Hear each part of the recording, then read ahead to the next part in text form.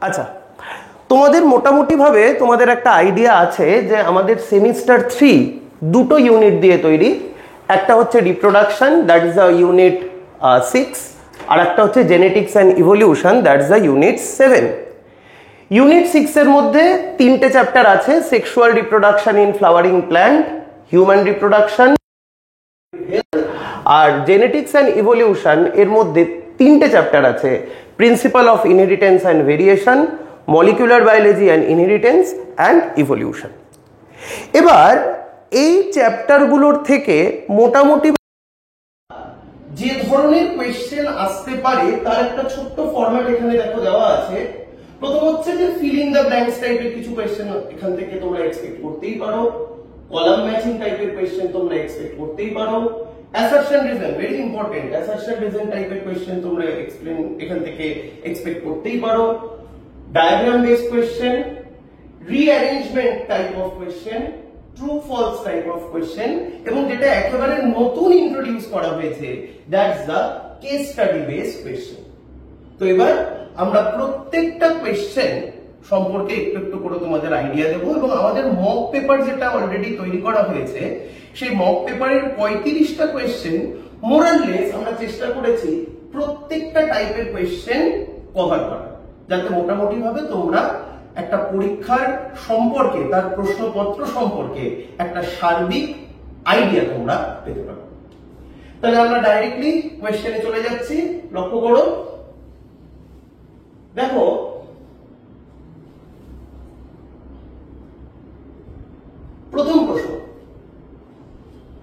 প্রথম প্রশ্নটা দেখেই তোমরা বুঝতে পারছো যে প্রথম প্রশ্নটা sexual reproduction in flowering plant, সপুষ্পক উদ্ভিদের যৌন জনন, এই টপিকটার থেকে এসেছে। দেখো এখানে কি বলেছে, in case in a cross between a tetraploid female plant and a diploid male plant of mulberry, the endosperm would be। লক্ষ্য করবে, দেখো এখানে প্রথম কথা মাথায় রাখবে মালবেরি। একটু পেনটা নিয়ে নিই। দেখো মালবেরি, এখানে মালবেরি থেকে যে কোনো গাছ থাকতে পারে, আম, জাম, কাঁঠাল, যা খুশি হতে পারে। এখানে মালবেরি কথাটা বলা হয়েছে এটা বোঝানোর জন্য যে মালবেরি হচ্ছে একটা সপুষ্পক উদ্ভিদ, অ্যাঞ্জিওস্পার্মস। এবার মালবেরির এন্ডোস্পার্ম শস্য, আমরা জানি যে যে কোনো অ্যাঞ্জিওস্পার্ম হলে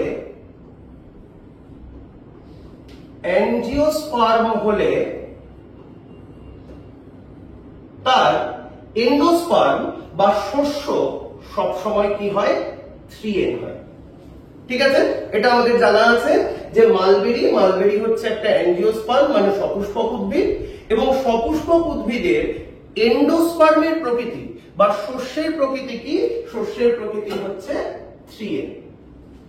এবার এই এন্ডোস্পার্ম বা শস্য কি করে তৈরি হয়েছে? আমরা জানি কি অ্যাঞ্জিওস্পার্মের ক্ষেত্রে নিষেক প্রক্রিয়াটা হচ্ছে দ্বিনিষেক, বা ইংলিশে যেটাকে আমরা বলি ডাবল ফার্টিলাইজেশন।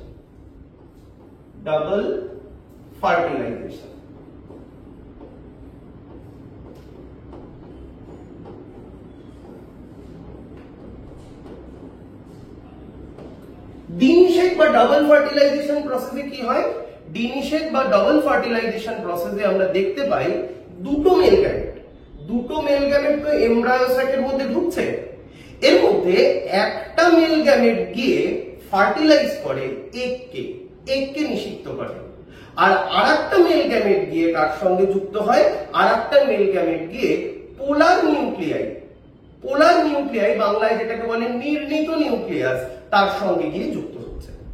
এবার কি হয়, একটা মেল গ্যামেট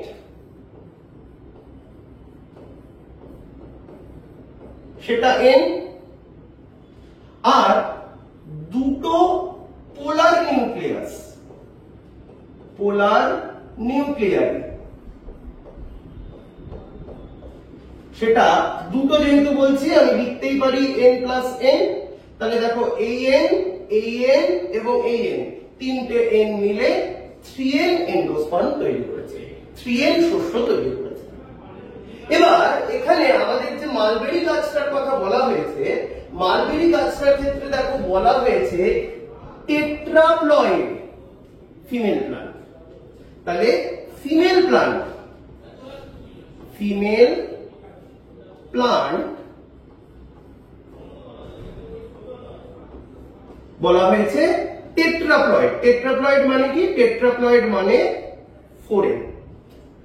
তাহলে এই 4n উদ্ভিদটা যখন গ্যামেট তৈরি করবে, আমরা জানি কি গ্যামেট তৈরি করার সময় কি হয়? মিয়োসিস হয়। মিয়োসিস মানে কি? 4n হাফ হয়ে যাবে।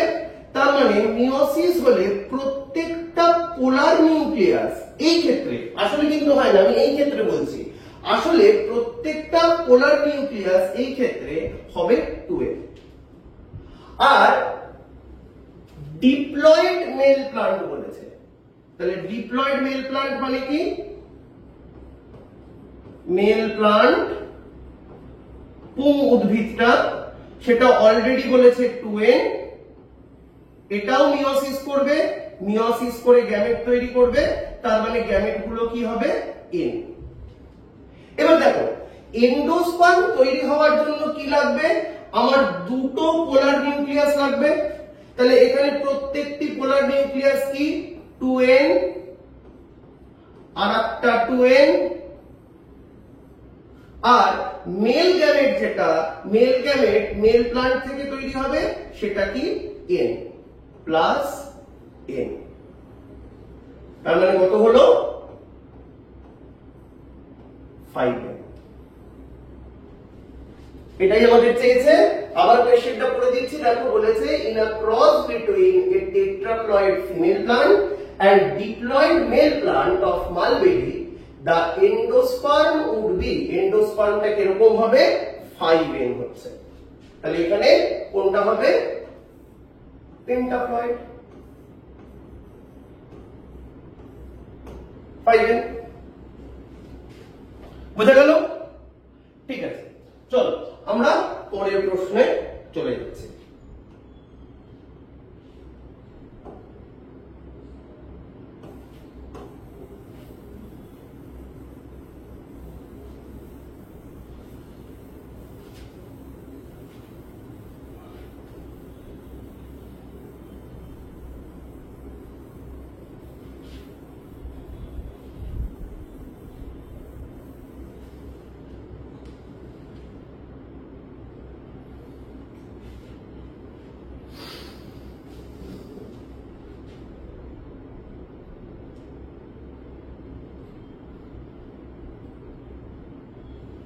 খুব ভালো একটা প্রশ্ন। এটাও কোশ্চেন দেখে আমরা বুঝতে পারছি এই প্রশ্নটাও কিন্তু সেই একই চ্যাপ্টার থেকে, sexual reproduction in flowering plant বা সপুষ্পক উদ্ভিদের যৌন জনন চ্যাপ্টারটা থেকে। দেখো এখানে কি বলেছে? A potato plant having 5 branches, a potato plant having 5 branches and each branch with 5 flowers. If 20 pollen grains are produced from each anther lobe, then what will be the total number of pollen grains produced by that particular plant? যখনই কোনো একটা question তোমরা পাবে, কোশ্চেনটাকে আগে ভালো করে একবার কিন্তু পড়বে এবং সেই প্রশ্নের মধ্যে উল্লেখযোগ্য বিষয়গুলো চেষ্টা করবে একটু আন্ডারলাইন করে দেওয়া, তাহলে কিন্তু ভুল হওয়ার চান্সেস গুলো থাকবে না। দেখো এখানে প্রথম বলেছে হচ্ছে পোটাটো প্লান্ট। এখানে প্রথম আমাদের বলেছে পোটাটো প্লান্ট। অলরেডি আমরা ক্লাস 11 এ পড়েছিলাম পোটাটো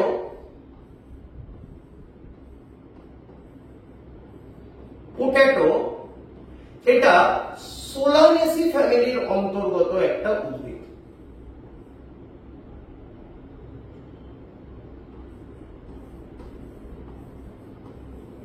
এটা সোলানেসি ফ্যামিলির অন্তর্ভুক্ত একটা উদ্ভিদ, ঠিক আছে?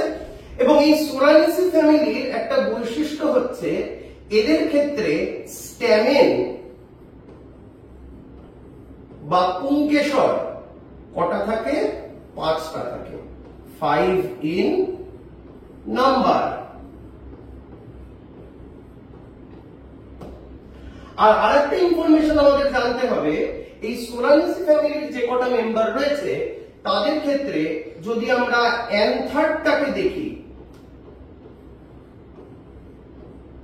অ্যানথার বাংলায় যেটাকে বলে পরাগধানী, সেটা সবসময় বাইলোবড হয়।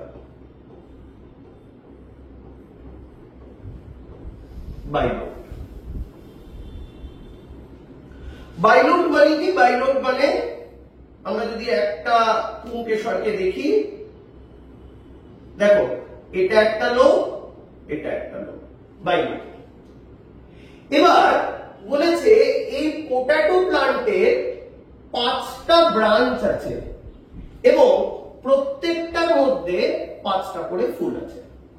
তাহলে 5টা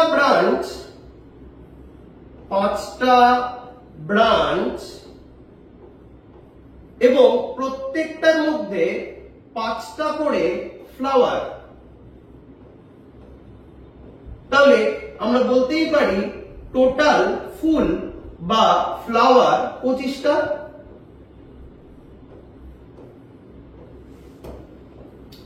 ফুল।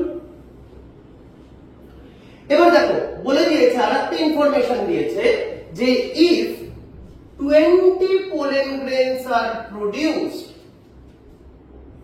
from each anther lobe, প্রত্যেকটা অ্যান্থার লোব থেকে 20টা করে পরাগরেণু তৈরি হচ্ছে। তার মানে কি? এইখান থেকেও 20টা, এইখান থেকেও 20টা। তাহলে আমি যদি বলি একটা স্ট্যামেন, তার থেকে টোটাল কতগুলো পরাগরেণু বা পোলেন গ্রেন তৈরি হচ্ছে? 40টা। প্রত্যেকটার থেকে 20টা হলে দুটো বাইলোব কন্ডিশন যেহেতু, তার জন্য 40টা পরাগরেণু বা 40টা পোলেন গ্রেনস। এবার অলরেডি আমি এখানে লিখেই রেখেছি যে সোলানেসি ফ্যামিলির যে কোনো মেম্বার, এখানে আলু দিয়েছে পটাটো, তার ক্ষেত্রে নাম্বার অফ স্ট্যামেন পুংকেশরের সংখ্যা 5টা। তাহলে আমি বলতেই পারি 5 into 40, টোটাল 200টা পোলেন গ্রেন তৈরি হয় একটা ফুল থেকে, পার ফ্লাওয়ার। তাহলে অলরেডি আমাদের প্রবলেমটা অলরেডি সলভ হয়েই গেল। অলরেডি আমি বলেই রেখেছি যে 5টা ব্রাঞ্চ, প্রত্যেকটা 5টা করে ফ্লাওয়ার, তার মানে টোটাল ফ্লাওয়ার হচ্ছে 25টা। একটা ফুল থেকে তৈরি হয় 200টা পোলেন গ্রেন, তাহলে 25টা ফুল থেকে তৈরি হবে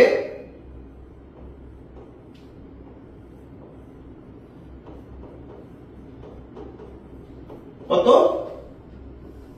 200 into 25।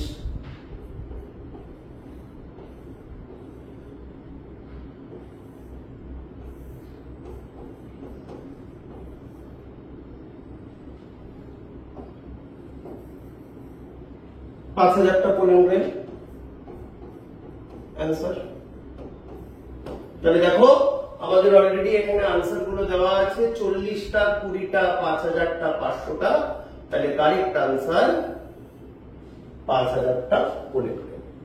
এবার এই জায়গায় তোমাদের কিন্তু পরীক্ষায় কোয়েশ্চেনটা একটু ঘুরিয়ে দিতে পারে, পটাটো প্লান্টের জায়গায় টমেটো দিতে পারে, কিন্তু আমাদের মাথায় রাখতে হবে কি পটাটো তার জায়গায় যদি টমেটো দেয় তাহলে টমেটো কিন্তু সোলানেসির একটা উদ্ভিদ। এবার ধরো যদি এই জায়গায় পটাটো না বলে যদি মাস্টার্ড দিত, সর্ষে, সমস্ত জিনিসগুলোই একই থাকতো, পার্থক্যটা হতো কোথায়? পার্থক্যটা হতো স্ট্যামিনের নাম্বারে। সর্ষে গাছের ক্ষেত্রে প্রত্যেকটা ফুলে পুংকেশর বা স্ট্যামিনের নাম্বার হচ্ছে 6টা। তার মানে এখানে যেটা আমি 5 দিয়ে গুণ করেছি সেই জায়গাটা শুধু 6 দিয়ে গুণ করলেই হয়ে যেত। তাহলে এখানে এই ধরনের কোয়েশ্চেন গুলো বোঝার জন্য ট্রিকটা হচ্ছে তোমাকে দেখে নিতে হবে যে কোন গাছের ক্ষেত্রে তোমাকে বলা হয়েছে, সেটা কোন ফ্যামিলির অন্তর্ভুক্ত গাছ। যে যার অন্তর্ভুক্ত গাছ সেই অনুযায়ী তুমি ক্যারেক্টার গুলোকে দেখে কিন্তু প্লাস মাইনাস যোগ বিয়োগ গুণ ভাগ যা করে দিলেই হয়ে যাবে। তো এখানে আনসারটা হলো কি, আনসারটা হলো 5000 পোলেন গ্রেন বা 5000 পোলেন্স। বোঝা গেল? তাহলে আমরা পরের কোশ্চেনে চলে যাই। আগে একটু বোর্ডটাকে রাফ করে নিই।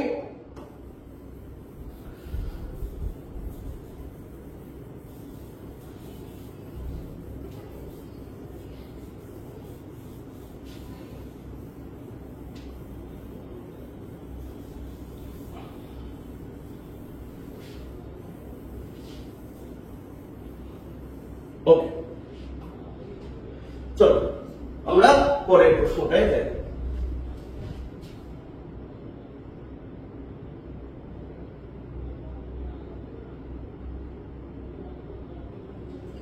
আচ্ছা দেখো প্রশ্নটা কি বলেছে, how many meiotic division are required, কটা মিওসিস কোষ বিভাজন লাগছে।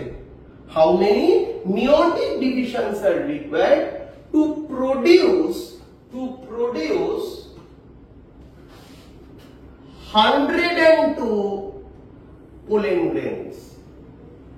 102টা পরাগ রেণু তৈরি করতে গেলে কবার মিওসিস কোষ বিভাজন দরকার? আমরা জানি পরাগ রেণু বা পোলেন গ্রেন তারা হচ্ছে হ্যাপ্লয়েড। পরাগ রেণু বা পোলেন গ্রেন এরা হচ্ছে হ্যাপ্লয়েড। তার মানে নিশ্চয়ই এটা মিওসিসের ফলেই তৈরি হয়। পোলেন মাদার সেল থাকে, প্রত্যেকটা ফুলের ভেতরে কি থাকে, পোলেন মাদার সেল, রেণু মাতৃকোষ। এই পোলেন মাদার সেলস গুলো কি করে, মিওসিস করে, রাস বিভাজন করে, এবং রাস বিভাজনের ফলে আলটিমেটলি কি তৈরি হয়, পরাগ রেণু বা পোলেন গ্রেন তৈরি হয়। এবার ক্লাস 11 এ অলরেডি আমরা পড়েছি বা তোমরাও জানো যে অলরেডি একবার যদি মিওসিস হয়, তাহলে কটা হ্যাপ্লয়েড কোষ তৈরি হয়, 4টে হ্যাপ্লয়েড কোষ তৈরি হয়।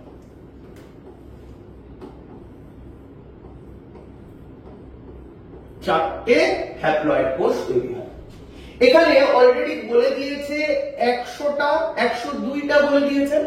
তাহলে 102টা পরাগ রেণু তৈরি করতে গেলে কবার মিওসিস লাগবে? খুব সোজা, ছোটবেলার অঙ্ক, 4 দিয়ে ভাগ করে দেবো। কিন্তু এখানে একটা বিষয় আছে বোঝা, যদি আমি 102 কে যদি আমি 4 দিয়ে ভাগ করি তাহলে 100টা পরাগ রেণু তৈরি করতে গেলে কটা লাগবে? 100টা পরাগ রেণু তৈরি করতে গেলে 25টা লাগবে। তাহলে সেই অনুযায়ী 102টা হলে আনসারটা তোমাদের মনে হতেই পারে 25.5 হতে পারে, কিন্তু না, এখানেই হচ্ছে ট্রিকটা। 25.5 হবে না, তার কারণ মিওসিস কোষ বিভাজন কখনোই অর্ধেক হয়ে থেকে যেতে পারে না। তাহলে আমাকে যদি মিওসিস কোষ বিভাজন হতে হয় পুরো মিওসিসটাকেই হতে হবে। তাহলে 25টা মিওসিস হলে আলটিমেটলি 100টা পরাগ রেণু তৈরি হয়। এবার আরেকটা যদি মিওসিস এক্সট্রা হয়, মানে যদি আমরা 25 থেকে 26 এ যাই, তাহলে 104, এবং 104 এর মধ্যে অলরেডি কিন্তু 102টা কভার করে যাবে। তার মানে এই ক্ষেত্রে আনসারটা 25.5 হবে না, এই ক্ষেত্রে আনসারটা 25.5 হবে না, এই ক্ষেত্রে আনসারটা কি হবে, এই ক্ষেত্রে আনসারটা হবে 26। ঠিক এই প্রশ্নটাই যদি ধরো তোমাদের পরীক্ষায় এই 102 এর জায়গায় ধরো বললো 103, তাহলে কত হবে? ঠিক একই রকম সেম আনসার হবে। 102টার জন্য যদি 26টা হয়, 103টার জন্য 26টা হবে। যদি 103 এর জায়গায় এখানে যদি 104 বলতো তাহলেও কিন্তু একই উত্তরটা হতো, 26টা মিওটিক ডিভিশন লাগবে। তো কারেক্ট আনসার কত? কারেক্ট আনসার হচ্ছে 26। বোঝা গেল? চলো আমরা পরের প্রশ্নটায় চলে যাই।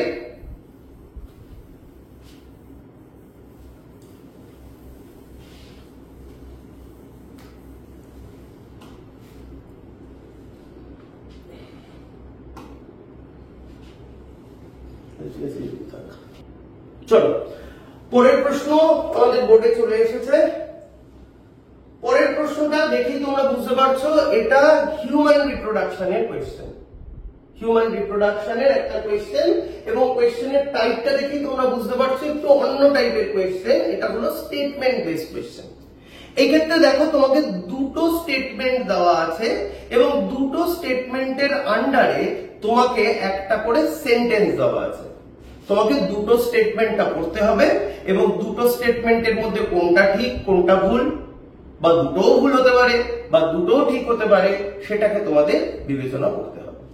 দেখো প্রশ্নটাই কি বলেছে, scrotum keeps testis at a cooler temperature 2 degree less than the abdominal cavity, which is essential for spermatogenesis.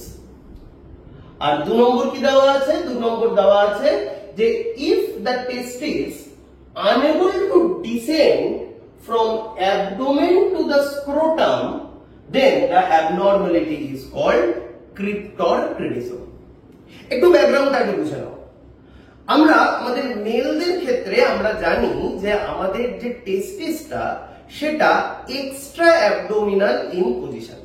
এটা কিন্তু আমাদের অ্যাবডোমেনের ভেতরে নেই, কিন্তু এটা অ্যাবডোমেনের বাইরে আছে, এবং এটা অ্যাবডোমেনের বাইরে পেনিসের নিচে একটা স্যাক লাইক স্ট্রাকচার যেটাকে আমরা বলি স্ক্রোটাম, সেই স্ক্রোটামের মধ্যে রয়েছে। স্ক্রোটামের মধ্যে থাকার জন্য অলরেডি এটা খুব ইম্পর্টেন্ট একটা বেনিফিট পায়। বেনিফিটটা কি, বডি টেম্পারেচারের থেকে স্পারম্যাটোজেনেসিস হওয়ার জন্য কম টেম্পারেচার লাগে। তাহলে যদি টেস্টিসটা আমাদের অ্যাবডোমেনের মধ্যেই থেকে যেত তাহলে অসুবিধা কি হতো, অসুবিধা হতো যে অ্যাবডোমেনের টেম্পারেচারে বডি টেম্পারেচারে স্পারম্যাটোজেনেসিস বন্ধ হয়ে যেত। তার জন্যই কিন্তু আমাদের টেস্টিসটা অ্যাবডোমেনে না থেকে এক্সট্রা অ্যাবডোমেনাল ইন পজিশন, তার মানে স্ক্রোটাম নামক একটি থলির মধ্যে রয়েছে। তাহলে প্রথম সেন্টেন্স দেখো তাই বলেছে, the scrotum keeps the testis at cooler temperature which is essential for spermatogenesis. Spermatogenesis মানে স্পার্ম তৈরি হওয়ার পদ্ধতি, স্পার্ম তৈরি হওয়ার পদ্ধতিকে আমরা বলি স্পারম্যাটোজেনেসিস। তাহলে বুঝতেই পারছো এই স্টেটমেন্টটা ঠিক, ট্রু। এবার if the testis unable to descend in the abdomen to scrotum, বুঝো জায়গাটা। আমরা যখন মায়ের পেটের ভিতরে থাকি, আমরা যখন এমব্রায়ো কন্ডিশনে থাকি, তখন কিন্তু আমাদের যে টেস্টিস সেটা কিন্তু অ্যাবডোমিনাল ইন পজিশনই হয়, তার মানে সেটা কিন্তু অ্যাবডোমেনের মধ্যেই থাকে।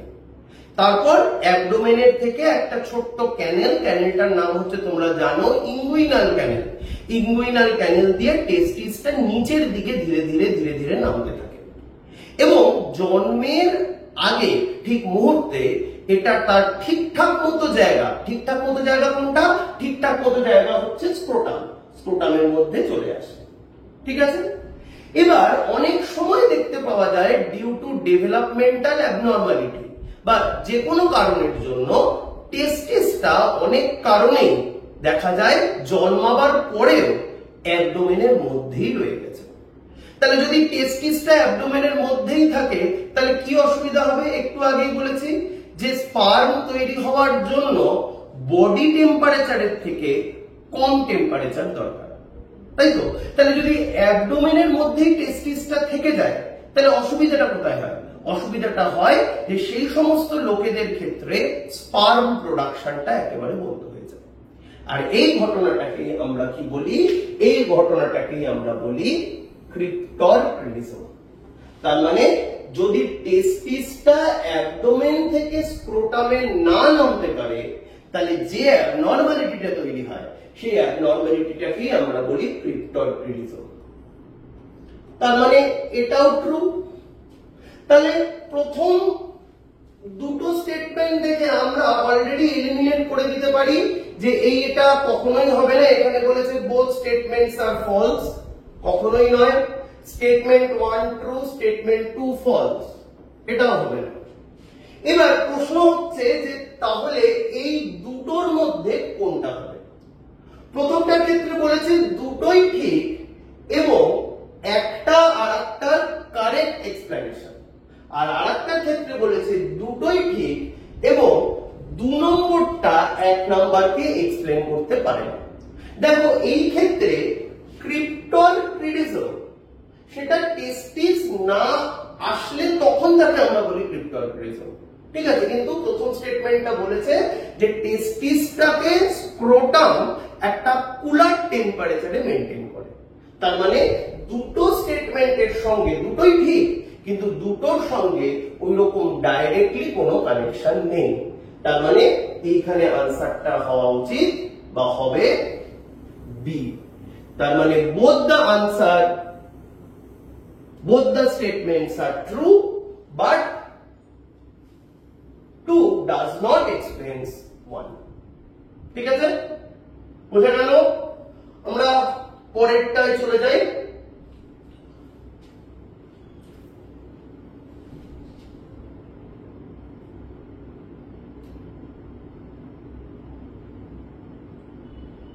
আচ্ছা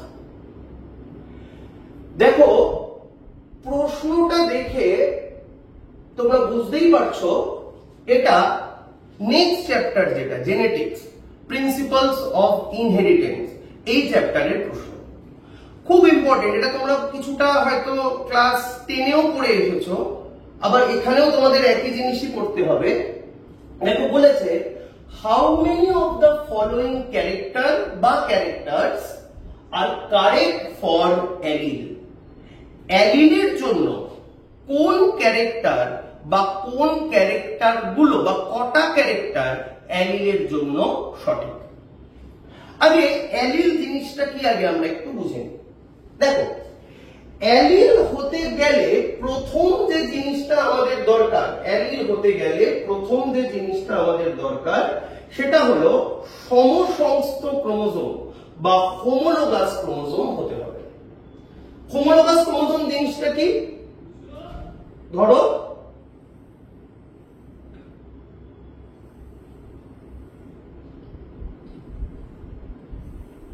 এই একটা ক্রোমোজোম, এই একটা ক্রোমোজোম। ধরো দুটো ক্রোমোজোম যদি একেবারে একই রকম দেখতে হয় তখন একটা ক্রোমোজোমকে আর একটা ক্রোমোজোমের আমরা বলবো সমসংস্থ। একই রকম দেখতে মানে কি? একই রকম দেখতে মানে হচ্ছে একটা ক্রোমোজোমের মধ্যে যে যে জায়গায় যে যে জিনগুলো রয়েছে আর একটা ক্রোমোজোমের মধ্যেও ঠিক একই একই জায়গায় একই একই জিনগুলো রয়েছে। যেমন ধরো যমজ বোন বা যমজ ভাই, টুইনস, ঠিক তেমন একই রকম যমজ ক্রোমোজোম তাকেই আমরা বলি সমসংস্থ ক্রোমোজোম। ঠিক আছে, তাহলে এই দুটো ক্রোমোজোম একেবারে একই রকম দেখতে, তার মানে এই দুটো ক্রোমোজোমকে আমরা বলতেই পারি হোমোলোগাস ক্রোমোজোম।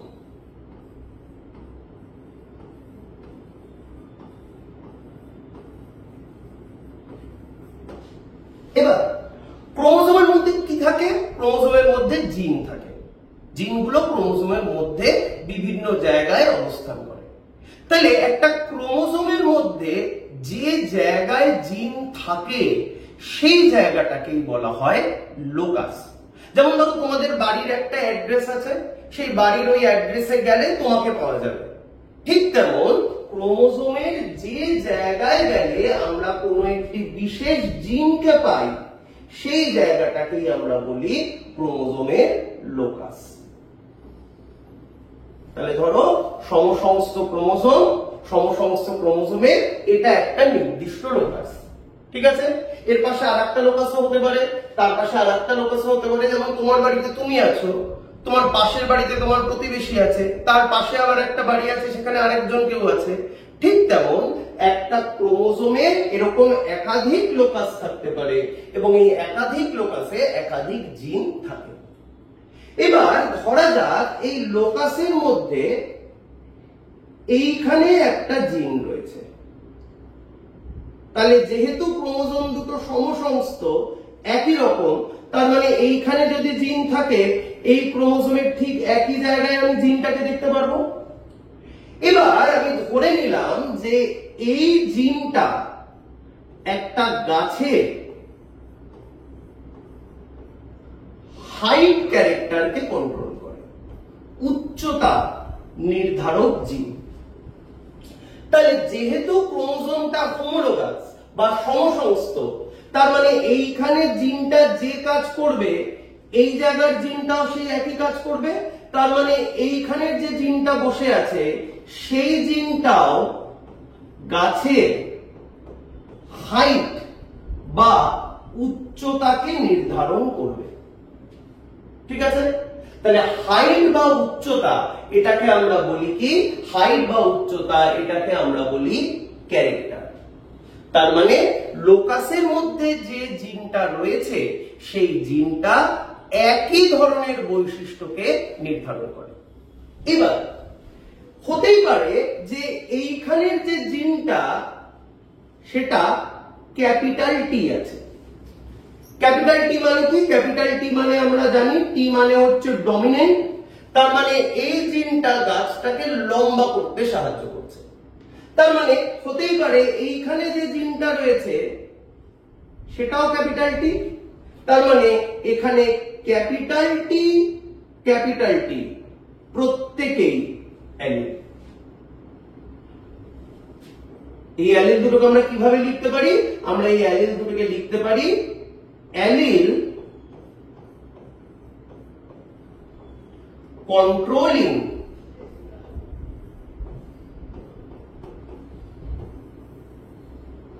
same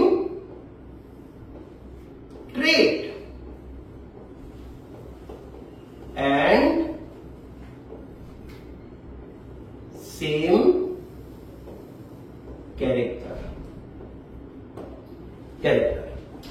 একই বৈশিষ্ট্য এবং একই প্রলক্ষণ, একই বৈশিষ্ট্য এবং একই প্রলক্ষণ নিয়ন্ত্রণ করছে। এখানে কিন্তু একটা জিনিস বুঝবে, ক্যারেক্টার আর ট্রেট এই দুটো কিন্তু এক নয়। বৈশিষ্ট্য এবং প্রলক্ষণ এই দুটো কিন্তু এক নয়। ক্যারেক্টার কি হতে পারে? হাইট। হাইট হচ্ছে ক্যারেক্টার। আর এই ক্যারেক্টারের বিভিন্ন রূপভেদ, অল্টারনেটিং ফর্ম, কেউ লম্বা, কেউ মাঝারি, কেউ বেটে, এদের আমরা বলি ট্রেট। তাহলে এই ক্ষেত্রে দুটোই আমি ক্যাপিটাল টি লিখেছি। তার মানে এই ক্ষেত্রে দুটো অ্যালিলই একই ট্রেট, লম্বা হওয়ার জন্য দায়ী, এবং ক্যারেক্টার তো একই আছে, হাইট ক্যারেক্টার। হতে পারে এইরকম হতে পারে যে ধরো এইখানে ক্যাপিটাল টি আছে, এইখানে ক্যাপিটাল টির জায়গায় এখানে ধরো স্মল টি আছে, এইখানেও ক্যাপিটাল টির জায়গায়, এখানেও ক্যাপিটাল টির জায়গায় স্মল টি আছে। তার মানে এই দুটো জিনও এখনো কিন্তু একই বৈশিষ্ট্যকে নির্ধারণ করছে, হাইট ক্যারেক্টার। কিন্তু প্রলক্ষণটা কি হয়ে গেছে? এ যদি গাছটাকে বেটে হওয়ার জন্য দায়ী এই জিনটা, তাহলে এই জিনটাও গাছটাকে বেটে হওয়ার জন্যই দায়ী। তার মানে স্মল টি এদেরও কিন্তু আমরা অ্যালিলই বলবো। স্মল টি এই ক্ষেত্রেও কিন্তু একই ট্রেট এবং একই ক্যারেক্টারকে জিনগুলো কন্ট্রোল করছে। তাহলে এরাও প্রত্যেকে অ্যালিল। আর একটা কন্ডিশন হতে পারে যে ধরো এইখানে যে জিনটা রয়েছে সেটা ক্যাপিটাল টি, আর উল্টো দিকে যে জিনটা রয়েছে সেটা স্মল টি। তাহলে ক্যাপিটাল টি স্মল টি এখনো কিন্তু বৈশিষ্ট্য সেমই আছে, ক্যারেক্টার কিন্তু সেমই আছে, হাইট ক্যারেক্টার। কিন্তু ক্যাপিটাল টি স্মল টি দেখো ট্রেটটা চেঞ্জ হয়ে গেছে। একজন চাইছে গাছটাকে লম্বা করতে, একজন চাইছে গাছটাকে বেটে করতে। তাহলে আমরা বলতেই পারি ক্যাপিটাল টি স্মল টি কে যে the alleles controlling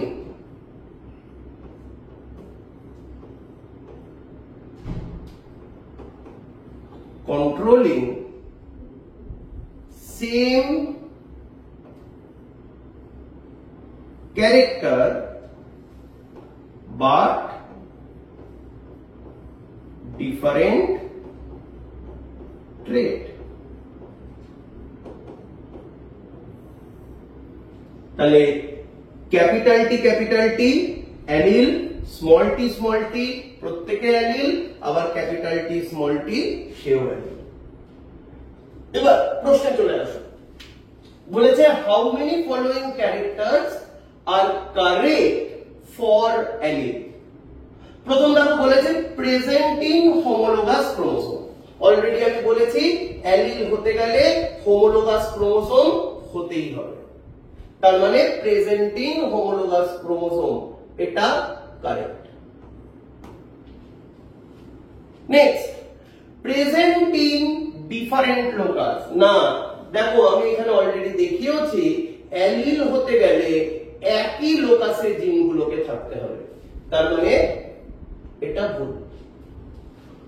control same or different ট্রেট, ট্রেট মানে প্রলক্ষণ, এক বা ভিন্ন প্রলক্ষণকে নিয়ন্ত্রণ করে। অবশ্যই ক্যাপিটাল টি স্মল টি যদি হয় তাহলে ডিফারেন্ট ট্রেট, আর ক্যাপিটাল টি বা স্মল টি হলে সেম ট্রেট, তাহলে কন্ট্রোল সেম অর ডিফারেন্ট ট্রেট সঠিক।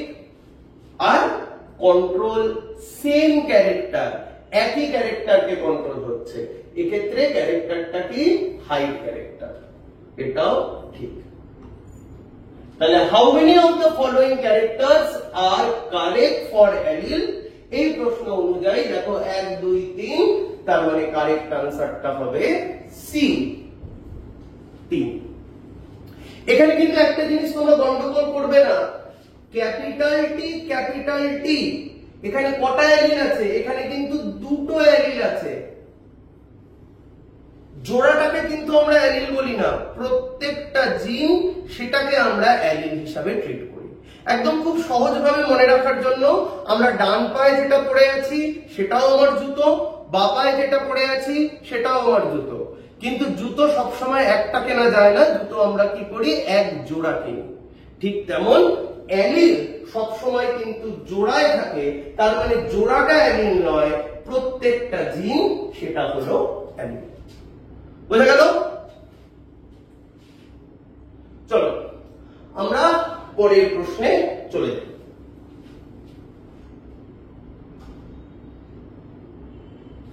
আচ্ছা, হিউম্যান রিপ্রোডাকশনের কোয়েশ্চেন, এবং এই কোয়েশ্চেনটা ডায়াগ্রাম বেসড কোয়েশ্চেন। একটা তোমার ডায়াগ্রাম দেওয়া আছে, তোমাদের বিভিন্ন বইগুলোতে দেখবে বিভিন্ন রকম ডায়াগ্রাম আছে, সেই ডায়াগ্রাম গুলো তুলে কোয়েশ্চেন আসতে পারে। সেরকমই একটা মেল রিপ্রোডাক্টিভ সিস্টেমের একটা এখানে ডায়াগ্রাম দেওয়া আছে, এবং এই ডায়াগ্রামে কিছু জায়গায় দেখো এরকম পয়েন্ট করে দেওয়া আছে X Z U Y V W.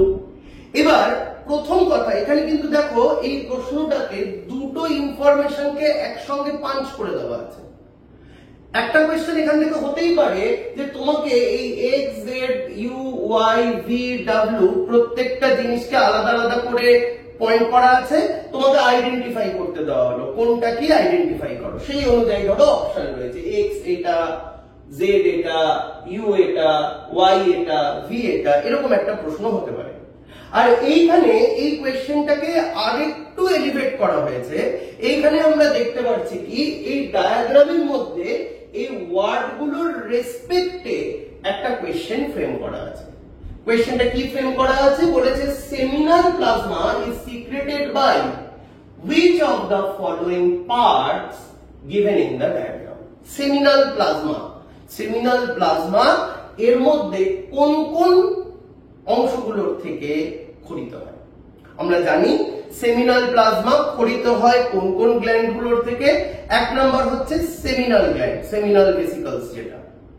2 নম্বর কি? 2 নম্বর হচ্ছে প্রস্টেট গ্ল্যান্ড, এবং 3 নম্বর যেটাকে আমরা বলি কাউপার্স গ্ল্যান্ড। তাহলে আমাদের এখান থেকে ছবির থেকে আমাদের খুঁজে বার করতে হবে এই তিনটে জিনিস কোথায় কোথায় আছে। দেখো এই যে ইউ, এই যে ছোট মতো যে গ্ল্যান্ডটা রয়েছে, এই যে ইউ বা এই যে ছোট মতো গ্ল্যান্ডটা রয়েছে, সেই গ্ল্যান্ডটাকেই আমরা কি বলি? This is Cowper gland. ঠিক আছে, তাহলে কাউপার গ্ল্যান্ড থেকে ক্ষরিত হয়, এটা তো অবশ্যই থাকবে। নেক্সট কি বলেছি? Prostate gland. প্রস্টেট গ্ল্যান্ড কোথায়? এই যে কাউপার গ্ল্যান্ড, তার উপরে এই যে অনেকটা সেই বাদামের মতো এই যে অ্যালমন্ড শেপ যে গ্ল্যান্ডটা সেটাকেই আমরা বলি প্রস্টেট গ্ল্যান্ড মানে জেড। আর তার ঠিক উপরে এই যে লম্বাটে ধরনের যে গ্ল্যান্ড যেটাকে এখানে এক্স দিয়ে চিহ্নিত করা আছে সেটা হলো সেমিনাল ভেসিকল। তাহলে আনসারটা কি হবে এক্স জেড ইউ। দেখো জেড ইউ এক্স, তাহলে কারেক্ট আনসার এটা। তাহলে এই কোয়েশ্চেনটা যেমন মেল রিপ্রোডাক্টিভ পার্ট থেকে দেখানো আছে ঠিক তেমন ফিমেল রিপ্রোডাক্টিভ পার্টের বিভিন্ন জায়গাগুলোকে পয়েন্ট করে সেই জায়গার থেকে প্রশ্ন আসতে পারে। বা ধরো বলতে পারে ওইরকম কিছু পয়েন্ট করে দেওয়া হলো, পয়েন্ট করে দিয়ে যে কোনো একটা ফাংশন দিয়ে দেওয়া হলো, বললো যে এর কটা গ্ল্যান্ডের মধ্যে বা এই কটা স্ট্রাকচারের মধ্যে কার কাজ বলে কাজটাকে দিয়ে দেওয়া হলো। তাহলে তোমাকে কি করতে হবে, প্রথমে সেই ডায়াগ্রামটাকে দেখে কোন কোন জায়গাগুলোকে মার্কিং করা আছে সেটাকে প্রথমে শনাক্ত করতে হবে, আর তারপর তার সঙ্গে কোয়েশ্চেনের যে ইনফরমেশনটা দেওয়া আছে সেই ইনফরমেশনটাকে তোমাকে কি করতে হবে, রিলেট করে দিতে হবে। ঠিক আছে, চলো নেক্সট প্রশ্নে চলে যাই।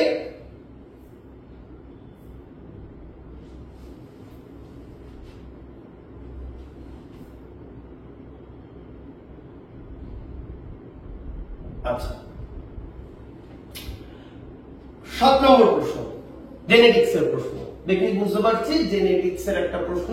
আচ্ছা, জেনেটিক্স বা মানে প্রিন্সিপাল অফ ইনহেরিটেন্স এই চ্যাপ্টার থেকে একটু প্রবলেম বেসড কোয়েশ্চেন কিন্তু তোমরা ভালো করে একটু প্র্যাকটিস করে রাখবে, কারণ এই জায়গা থেকে কিন্তু প্রবলেম বেসড কোয়েশ্চেন কিন্তু আসার সম্ভাবনা রয়েছে। দেখো কি বলেছে, if the frequency of dominant phenotype, ওই যে আমি তোমাদের শিখিয়েছি যখনই একটা প্রশ্ন করবে যে যে জায়গাগুলো ইম্পর্টেন্ট সেগুলো প্রথমে একটু আন্ডারলাইন করবে, কারণ এইগুলোর উপরেই কিন্তু আনসারটা লুকিয়ে আছে। If the frequency of dominant phenotype, dominant phenotype মানে প্রকট বৈশিষ্ট্য, প্রকট ফেনোটাইপিক বৈশিষ্ট্য। If the frequency of the dominant phenotype in a stable population is 75%, তাহলে আমাকে বলাই আছে, দেখো ডমিনেন্ট ফেনোটাইপ,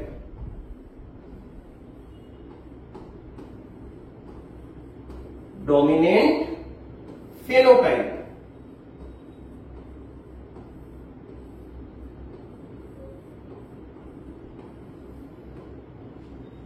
কত বলা আছে, 75%। তাহলে এইখান থেকে আমরা বার করে নিতে পারবো, যেহেতু এটা স্টেবল পপুলেশন বলেছে, তার মানে রিসেসিভ ফেনোটাইপ কত হবে, 25%। তার মানে অনুপাতটা কত, রেশিও 3:1।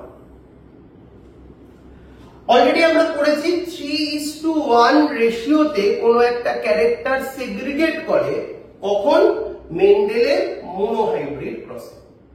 তার মানে নিশ্চয়ই যদি ক্রসটা এরকম হয় যে ক্যাপিটাল টি স্মল টি ইনটু ক্যাপিটাল টি স্মল টি, দুটো সংকর প্রজাতির জীবের মধ্যে যদি আমরা ক্রস ঘটাই, তাহলে সেক্ষেত্রে নেক্সট জেনারেশনে আমরা 3:1 রেশিওতে ফেনোটাইপিক রেশিওতে প্রজেনি বা অপত্য পাবো।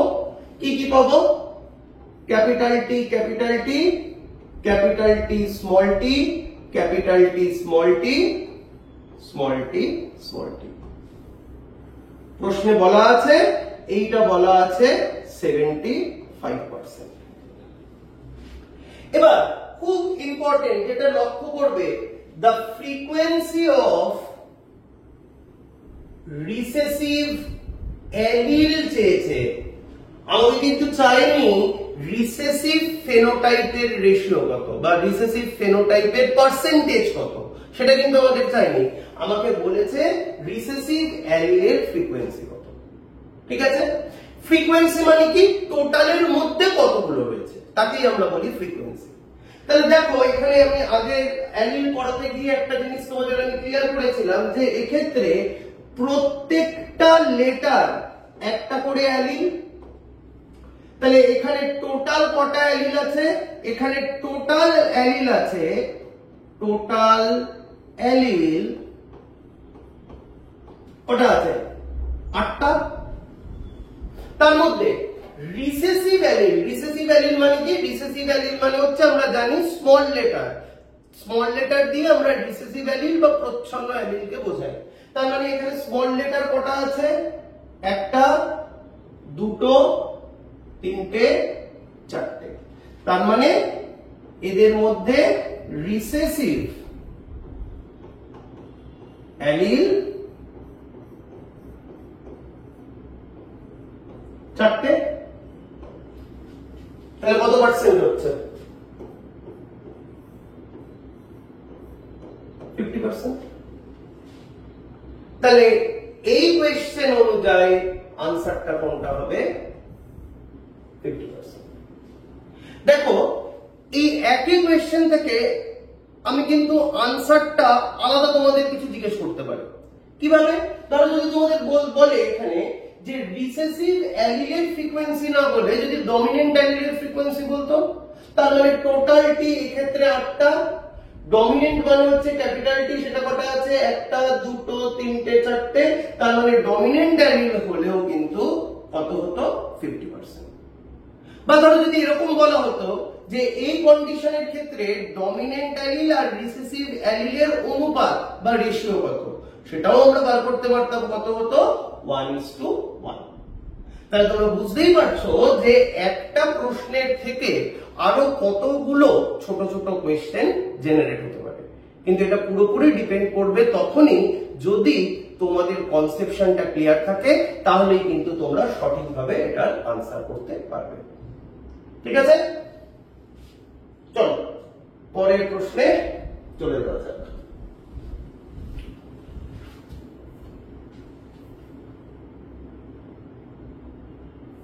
আচ্ছা, এটা আগের প্রশ্ন হয়ে গেল।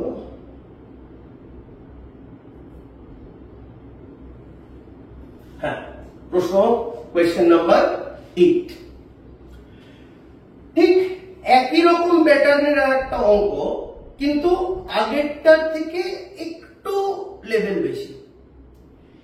কি বলেছে দেখো, একটা পপুলেশন আছে, যে কোনো পপুলেশন, যা খুশি হতে পারে, সেটা নিয়ে আমাদের মাথা ঘামিয়ে লাভ নেই। একটা পপুলেশন রয়েছে, এই পপুলেশনের মধ্যে বলেছে 1000 জন ইন্ডিভিজুয়াল রয়েছে। এবার এই 1000 জনের মধ্যে 360 জন এদের জেনোটাইপ বলে দিয়েছে ক্যাপিটাল এ, ক্যাপিটাল এ। ঠিক আছে, 480 জন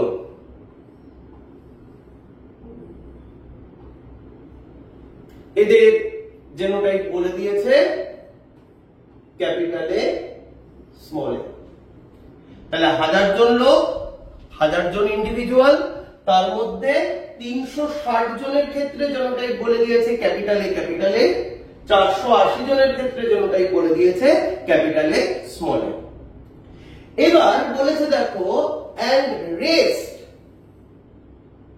are pure recessive type, বাকি যারা যারা রয়েছে তারা বিশুদ্ধ প্রচ্ছন্ন, পিওর রিসেসিভ। তার মানে স্মল এ, স্মল এ। তাহলে স্মল এ, স্মল এ কত আমরা বার করে নিতে পারবো, এই দুটোকে যোগ করব, 1000 দিয়ে বিয়োগ করে দেবো। তাহলে এই দুটোকে যোগ করে 1000 দিয়ে বিয়োগ করলে আমরা পেয়ে গেলাম 160 জন। 160 জন স্মল এ, স্মল এ। তাহলে একটা পপুলেশন 360 জন ক্যাপিটাল এ, ক্যাপিটাল এ, 480 জন ক্যাপিটাল এ, স্মল এ, 160 জন স্মল এ, স্মল এ। এবার বলেছে বেসড অন দা ডেটা, এই ডেটার উপর নির্ভর করে frequency of the recessive allele, ঠিক আগের মতোই রিসেসিভ অ্যালিলের ফ্রিকোয়েন্সি। রিসেসিভ অ্যালিলের ফ্রিকোয়েন্সি মানে কি? রিসেসিভ অ্যালিলের ফ্রিকোয়েন্সি মানে হচ্ছে ওই যে আবার বলেছিলাম ফ্রিকোয়েন্সি মানে টোটালের মধ্যে কতগুলো আছে, তাহলে টোটালের মধ্যে কতগুলো রিসেসিভ অ্যালিল রয়েছে।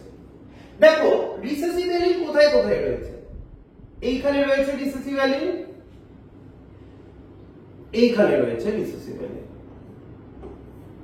এইখানে কোনো রিসেসিভ অ্যালিল নেই। তার মানে এখন এই অঙ্কটা করার জন্য এই ইনফরমেশনটা আপাতত আমাদের লাগবে না। এবার দেখো কি বলেছে, 160টা স্মলে স্মলে, তাহলে ধরো একজন স্মলে স্মলে, একজন লোক ধরো যার জেনোটাইপ স্মলে স্মলে, তাহলে একজন স্মলে স্মলে তার মধ্যে স্মল এ কটা আছে? দুটো। তাহলে এখানে কজন আছে? 160 জন। 160 জন স্মলে স্মলে, তার ক্ষেত্রে এ কটা থাকবে? এ থাকবে জাস্ট 2 দিয়ে গুণ করে দেবো, 2 ইন্টু 160, তার মানে 320টা এ থাকবে। তাহলে এইটা পেয়ে গেলাম। দেখো স্মল এ এর মধ্যেও তো আছে, তাহলে একজন ক্যাপিটাল এ স্মল এ একই রকম ভাবে করছি, তার মধ্যে স্মল এ আছে একটা, তাহলে 300 নয়,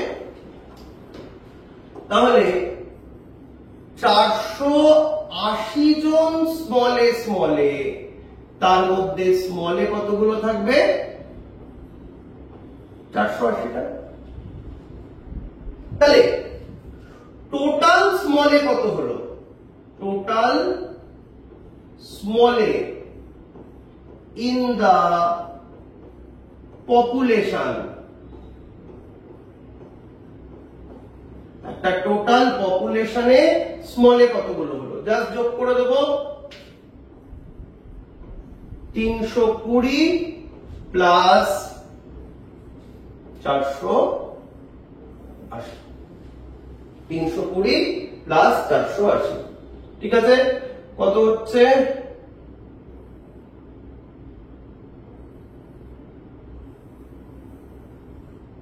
800টা। 800টা স্মল এ আছে। ওকে, এবার আমাকে বার করতে দিয়েছে ফ্রিকোয়েন্সি। ফ্রিকোয়েন্সি মানে কি? ফ্রিকোয়েন্সি মানে টোটালের মধ্যে কতটা আছে সেটা হলো ফ্রিকোয়েন্সি। তাহলে দেখো প্রত্যেকজন 1000 জন লোক, এবার 1000 জন প্রত্যেকের মধ্যে মানে 1000 জন লোক কি হতে পারে? আইদার সে ক্যাপিটাল এ হতে পারে, বা সে ক্যাপিটাল এ স্মল এ হতে পারে, বা সে স্মল এ হতে পারে। তার মানে একটা জিনিস বোঝো যে প্রত্যেকটা লোকের মধ্যে বা প্রত্যেকটা অর্গানিজমের মধ্যে দুটো করে এ আছে। তার মানে টোটাল 1000 জনের মধ্যে, 1000টা ইন্ডিভিজুয়ালের মধ্যে, 1000টা ইন্ডিভিজুয়ালস এর মধ্যে প্রত্যেকের ক্ষেত্রে দুটো করে এ, তার মানে টোটাল এ কতগুলো? 2000টা এ থাকবে। আর এই 2000টা এর মধ্যে স্মল এ কতগুলো? 800, তার মানে 800 ডিভাইডেড বাই 2000, 800 ডিভাইডেড বাই 2000, তাহলে এটাই হলো কার ফ্রিকোয়েন্সি? এটাই হলো রিসেসিভ অ্যালিলের ফ্রিকোয়েন্সি। তাহলে কত হচ্ছে? এটা 0.4। তাহলে কারেক্ট আনসার 0.4। যদি পার্সেন্টেজ বলতো কোনো অসুবিধা নেই, এটাকে জাস্ট ইনটু 100 করে দিতাম, তাহলেই আমরা পার্সেন্টেজ পেয়ে যেতাম। আর এবার এই থেকে যদি আমাকে জিজ্ঞেস করতো যে ডমিনেন্ট অ্যালিলের পার্সেন্টেজ কত বা ফ্রিকোয়েন্সি কত, তাহলে ডেফিনেটলি আমি বাদ দিয়ে দিতাম 60%, বাকিটাই হচ্ছে ডমিনেন্ট অ্যালিল। দেখো এই ধরনের কোয়েশ্চেন তোমাদের অলরেডি ইভলিউশন চ্যাপ্টারে হার্ডি-উইনবার্গ ইকুয়েশন আছে, হার্ডি-উইনবার্গ ইকুয়েশন দিয়েও কিন্তু এটা করা যায়। আমি একটা অল্টারনেটিভ টেকনিক দেখালাম যার সাহায্যে তোমরা এই ধরনের প্রবলেমগুলো করতে পারো। তাহলে আমাকে কি বার করে নিতে হবে, টোটাল কতগুলো অ্যালিল আছে আর তার মধ্যে ডমিনেন্ট অথবা রিসেসিভ অ্যালিল সেটা আলাদা করে বার করে নিতে হবে, তাহলে এই ধরনের প্রবলেমগুলো আমাদের সলভ হয়ে যাবে। ঠিক আছে, নিশ্চয়ই বুঝতে পারলাম। পরের প্রশ্নে চলে যাই।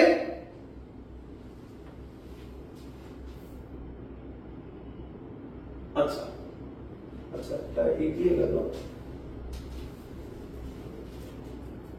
হ্যাঁ দেখো, find out the incorrect match, আরেকটা টাইপের কোয়েশ্চেন। তোমাদের কিন্তু কারেক্ট ম্যাচ জিজ্ঞেস করতে পারে বা তোমাদের কিন্তু ইনকারেক্ট ম্যাচ জিজ্ঞেস করতে পারে। এখানে কি জিজ্ঞেস করা হয়েছে, find out the incorrect match, incorrect ম্যাচটা আইডেন্টিফাই করো।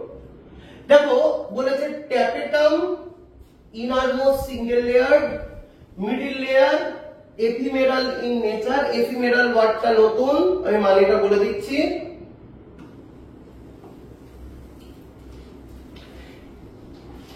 Epidermis, single outermost layer of anther wall, and endothecium provide nutrition to the pollen grain. Sexual reproduction in flowering planted question. দেখো আমরা যদি একটা অ্যান্থারের ক্রস সেকশন করি তাহলে আমরা কি দেখতে পারবো, এটা অ্যান্থারের ভেতরের অংশ যেখানে পোলেন গ্রেন গুলো রয়েছে, এগুলো হলো পোলেন গ্রেন। এবার পোলেন গ্রেনের বাইরে একটা লেয়ার রয়েছে,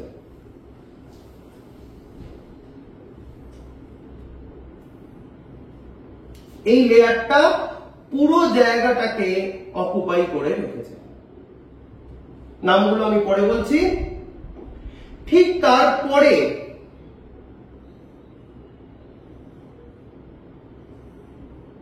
দুই থেকে তিনটে কোষের স্তর আমরা দেখতে পাবো, 2 to 3 লেয়ার ইন থিকনেস, এরকম একটা জোন আমরা এখানে দেখতে পাবো।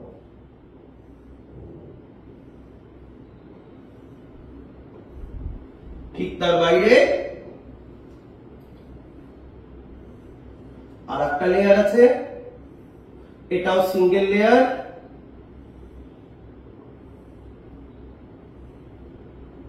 আর একদম বাইরে লাস্ট লেয়ারটা আছে, সেটাও সিঙ্গেল লেয়ার, সেটাও আছে। একটু পয়েন্ট করে দিই তাহলে তোমাদের বুঝতে সুবিধা হবে। একদম এই বাইরের লেয়ারটাকে আমরা বলি এপিডার্মিস,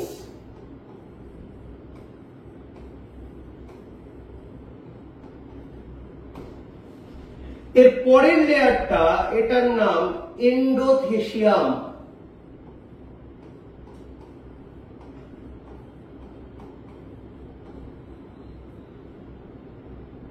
এর ভেতরে যেটা আমি নীল দিয়ে করেছি সেটা হলো মিডল লেয়ার।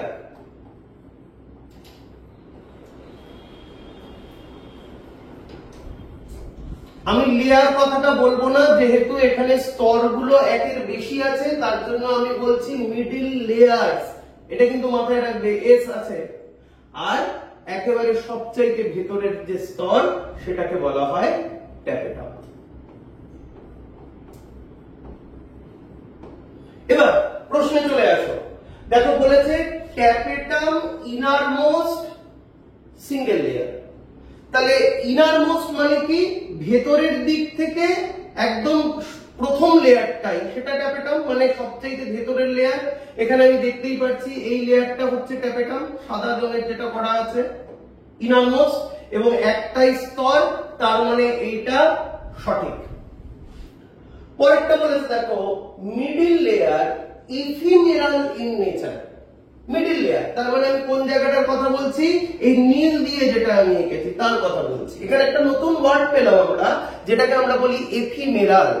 এফিমেরাল মানে কি? এফিমেরাল মানে হচ্ছে যে জিনিসটা ম্যাচুরিটির সময় ডিজেনারেট করে যায়, সামথিং দ্যাট ডিজেনারেটস ডিউরিং ম্যাচুরিটি। অবশ্যই মিডিল লেয়ার কি করে? মিডিল লেয়ার, এটা নিশ্চয়ই তোমরা জানো, যে ডিজেনারেট করে যায় যখন একটা অ্যান্থার ধীরে ধীরে ম্যাচিউর করে।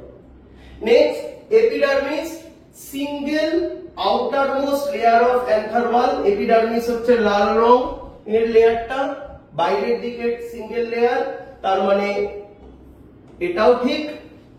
তাহলে এখানে ভুল এই লেয়ার স্টেটমেন্টটা। কেন ভুল? বলেছে endothecium provide nutrition to the pollen grain. এই জায়গাটা ভুল। একটা পরাগ রেণুকে নারিশমেন্ট বা নিউট্রিশন দেয় কে? নিউট্রিশন দেয় ট্যাপেটাম। কারণ তোমরা দেখতেই পাচ্ছো যে ট্যাপেটামটাই কিন্তু সবচেয়ে ভেতরের লেয়ার, যার কাছাকাছি পোলেন গ্রেন বা পরাগ রেণুগুলো রয়েছে। তাহলে এন্ডোথেসিয়ামের কাজ কি? এন্ডোথেসিয়ামের কাজ হচ্ছে, এন্ডোথেসিয়ামের সেলগুলো হাইগ্রোস্কোপিক। হাইগ্রোস্কোপিক মানে কি? এরা বাইরের থেকে ওয়াটার বা ময়েশ্চারকে অ্যাবজর্ব করতে পারে।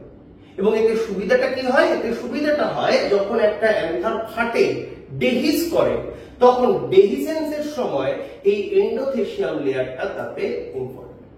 তাহলে endothecium layer involved in the dehiscence of the anther, প্রোটেকশনও দেয়, তার সঙ্গে ডেহিসেন্সেও হেল্প করছে। তাহলে এই কোয়েশ্চেনের মধ্যে ভুল হচ্ছে that the endothecium provide nutrition to the pollen grain.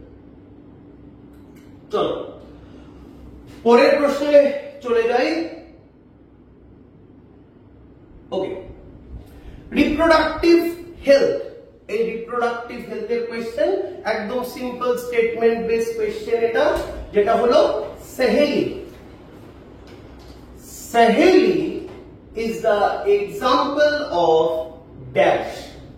Saheli আমরা জানি কন্ট্রাসেপটিভ পিলস। সাহেলি হচ্ছে একটা কন্ট্রাসেপটিভ পিলস, এবং এই কন্ট্রাসেপটিভ পিলসটা কিসে হেল্প করছে? এই কন্ট্রাসেপটিভ পিলসটা কন্ট্রাসেপশন প্রসেসটাতে হেল্প করছে। ঠিক আছে, এটা একটা নন স্টেরয়েডাল একটা পিল। তার মানে নন স্টেরয়েডাল মানে এখানে অবশ্যই এটা তো হবেই না, স্টেরয়েডাল পিলস বলেছে। তাহলে যেহেতু স্টেরয়েডাল পিলস বলেছে, এটা অবশ্যই হবে না, বাদ। once a month pill, once a week pill, once a day pill। এটা একটা ইনফরমেটিভ কোয়েশ্চেন, নিশ্চয়ই তোমরা পড়েছো। that is the Saheli is the example of once a week pill, once a week pill। ঠিক আছে, once a week মানে সপ্তাহে তোমাকে একবার তোমাকে এই পিলটা নিতে হবে। এই চ্যাপ্টারের মধ্যে থেকে বিভিন্ন রকম কন্ট্রাসেপশন মেথডস গুলো সম্পর্কে তোমাদের দেওয়া আছে। সেই কন্ট্রাসেপশন মেথডস গুলো তোমরা কিন্তু কোনটার কম্পোনেন্টস কি, সেই কম্পোনেন্টস গুলো মোটামুটি একটু পড়ে রাখলে এখান থেকে কিন্তু ইনফরমেটিভ কোয়েশ্চেন্স গুলো তোমরা কিন্তু পাওয়ার সম্ভাবনা রয়েছে। ঠিক আছে, চলো এবার আমরা পরের কোয়েশ্চেনের দিকে চলে যাই।